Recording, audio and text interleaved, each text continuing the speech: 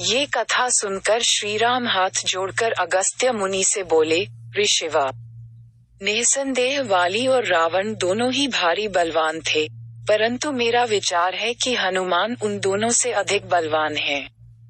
इनमें शूरवीरता, बल, धैर्य, नीति, सद्गुण सभी उनसे अधिक हैं। यदि मुझे ये न मिलते तो भला क्या जानकी का पता लग सकता था।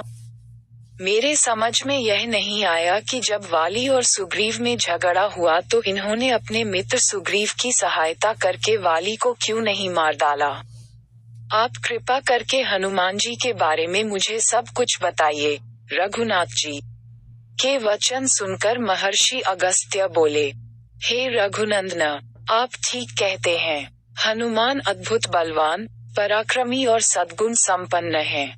परंतु ऋषियों के शाप के कारण इन्हें अपने बल का पता नहीं था। मैं आपको इनके विषय में सब कुछ बताता हूँ। इनके पिता केसरी सुमेरु पर्वत पर राज्य करते थे। उनकी पत्नी का नाम अंजना था। इनके जन्म के पश्चात एक दिन इनकी माता फल लाने के लिए इन्हें आश्रम में छोड़कर चली गईं। जब शिशु हनुमान को भूख लगी तो वे उगते हुए सूर्य को फल समझकर उसे पकड़ने के लिए आकाश में उड़ने लगे। उनकी सहायता के लिए पवन भी बहुत तेजी से चला। उधर भगवान सूर्य ने उन्हें अबोध शिशु समझकर अपने तेज से नहीं जलने दिया। जिस समय हनुमान सूर्य को पकड़ने के लिए लपके, उसी समय राहु सूर्य पर ग्रहण लगाना चाहता था। हनुमान जी ने सूर्य के ऊपरी भाग में जब राहु का स्पर्श किया तो वह भयभीत होकर वहां से भाग गया।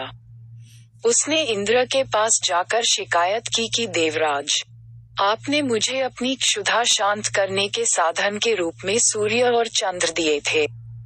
आज जब अमावस्या के दिन मैं सूर्य को ग्रस्त करने के लिए गया तो मैंने देखा कि एक दूसरा राहु सूर्य को पकड़ने जा रहा है।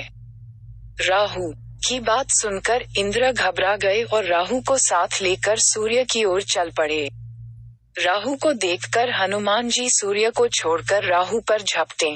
राहु ने इंद्र को रक्षा के लिए पुकारा तो उन्होंने हनुमान जी के ऊपर वज्र का प्रहार किया, जिससे वे एक पर्वत पर जा गिरे और उनकी बाईं ठुड्डी टूट गई। हनुमान की यह दशा देखकर वायुदेव को क्रोध आया। उन्होंने उसी क्षण अपनी गति रोक ली। इससे कोई भी प्राणी सांस न ले सका और सब पीड़ा से तड़पने लगे। तब सारे सुर, असुर, यक्ष, किन्नर आदि ब्रह्मा जी की शरण में गए। ब्रह्मा उन सबको लेकर वायुदेव के पास गए। वे मृत हनुमान को गोद में लिए उदास बैठे थे। जब ब्रह्मा जी ने उन्हें जीवित कर दिया तो वायुदेव ने अपनी गति का संचार करके सब प्राणियों की पीड़ा दूर की। चूंकि इंद्र के वज्र से हनुमान जी की ठुड्डी टूट गई थी, इसलिए तब से उनका नाम हनुमान हो गया। फिर प्रसन्न होकर सूर्य ने हनुमान को अपने तेज का 100वां भाग दिया। वरुण, यम, कुबेर, विश्वकर्मा आदि ने उन्हें अजेय, पराक्रमी, अवध्यय होने, नाना रूप धारण करने की क्षमता आदि के वर दिया। इस प्रकार नाना शक्तियों से संपन्न हो जाने पर निर्भय होकर वे ऋषि मुनियों के साथ शरारत करने लगे। किसी के वलकल फाड़ देते, किसी की कोई वस्तु नष्ट कर देते। इससे क्रुद्ध होकर ऋषियों ने इन्हें शाप दिया कि तुम अपने बल और शक्ति को भूल जाओगे। किसी के याद दिलाने पर ही तुम्हें उनका ज्ञान होगा। तब से उन्हें अपने बल और शक्ति का स्मरण नहीं रहा। वाली और सुग्रीव के पिता ऋक्षराज थे। चिरकाल तक राज्य करने के पश्चात जब ऋक्षराज का देहांत हुआ तो वाली राजा बना। वाली और सुग्रीव में बचपन से ही प्रेम था।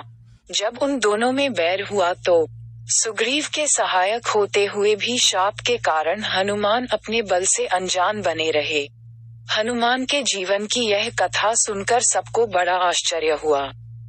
जब अगस्त्य तथा अन्य मुनि अयोध्या से विदा होकर जाने लगे तो श्री राम ने उनसे कहा, मेरी इच्छा है कि पूर्ववासी और देशवासियों को अपने अपने कार्यों में लगाकर मैं यज्ञों का अनुष्ठान करूं। आपसे प्रार्थना है कि आप सब उन यज्ञों में अवश्य पधार कर भाग लेने की कृपा करें।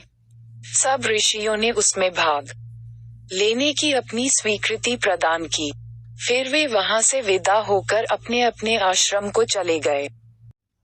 अगर आपको वीडियो अच्छा लगा तो सब्सक्राइब करें और शेयर करें एजुकेशन स्टोरी।